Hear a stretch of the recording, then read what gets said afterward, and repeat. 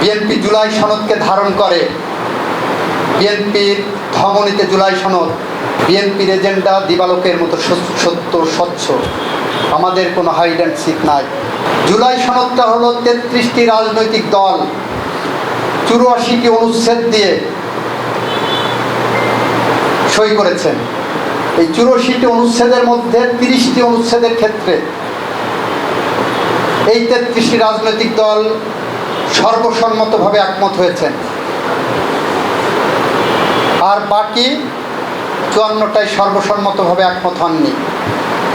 সেখানে বিভিন্ন রাজনৈতিক দল ইনক্লুডিং বিএনপি, কোনোটাই জামাত, কোনোটাই কমিউনিস্ট পার্টি, তারা নোট অফ ডিসেন্ট দিয়েছেন এবং প্রত্যেক অনুচ্ছেদ ওয়াইজ নোট অফ ডিসেন্ট দেওয়ার সুযোগ রাখা হয়েছে।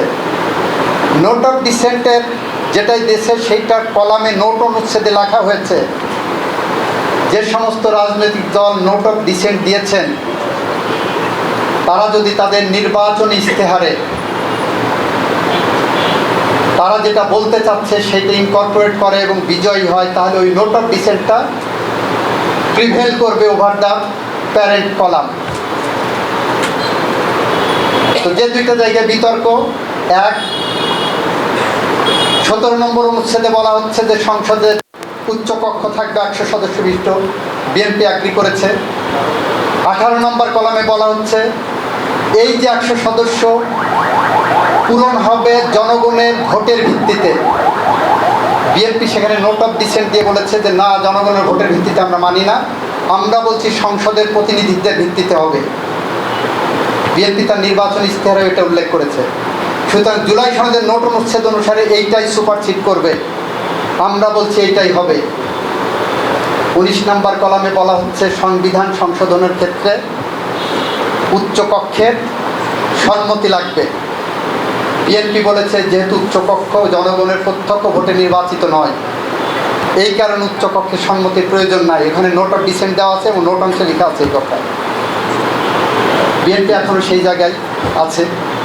এখন আপনি এই জুলাই সনদকে বাস্তবায়ন করার জন্য জুলাই সনদ আদেশ দিলেন, যে আদেশের কোনো আইনি ভিত্তি নাই, সাংবিধানিকভাবে প্রোহিবিটেড, যে রাষ্ট্রপতি এ ধরনের কোনো আদেশ 1973 সালের পরে আর দিতে পারবেন না, ফার্স্ট পার্লামেন্টের পরে প্রোহিবিট করা আছে 4th শিডিউলে।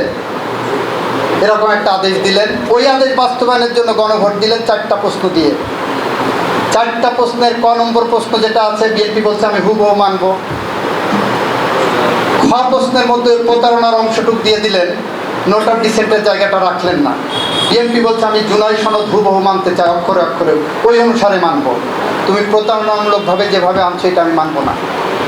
This is a fraud on the constitution or fraud on the statutes. 3 নম্বর প্রশ্ন বিএনপি বলছে আমি হুবহু মানব। 4 নম্বর প্রশ্ন বিএনপি বলছে হুবহু মানব। 4টা প্রশ্নের 3.5টা প্রশ্ন আমরা হুবহু মানছি গণভোটে, আর অর্ধেক প্রশ্ন যেটা গণভোট অধ্যাদেশের মধ্যে বা জুলাই সনদ বাস্তবায়ন আদেশের মধ্যে প্রতারণামূলকভাবে ঢুকানো হয়েছে, সেইটাকে আমরা বলছি আমরা সংবিধানের এবং জুলাই সনদে যেভাবে আছে আমরা ওইভাবে মানব, অক্ষরে অক্ষরে। বিএনপির এজেন্ডা দিবালোকের মতো সত্য স্বচ্ছ, আমাদের কোনো হাইড অ্যান্ড সিক নাই। পার্লামেন্টে প্রশ্ন তুলেছিলেন, আমরা ডিবেটে অংশগ্রহণ করেছি। আমরা বলেছি বিএনপি তার অঙ্গীকারের জায়গা থেকে এক বিন্দু পরিমাণ সরে আসেনি।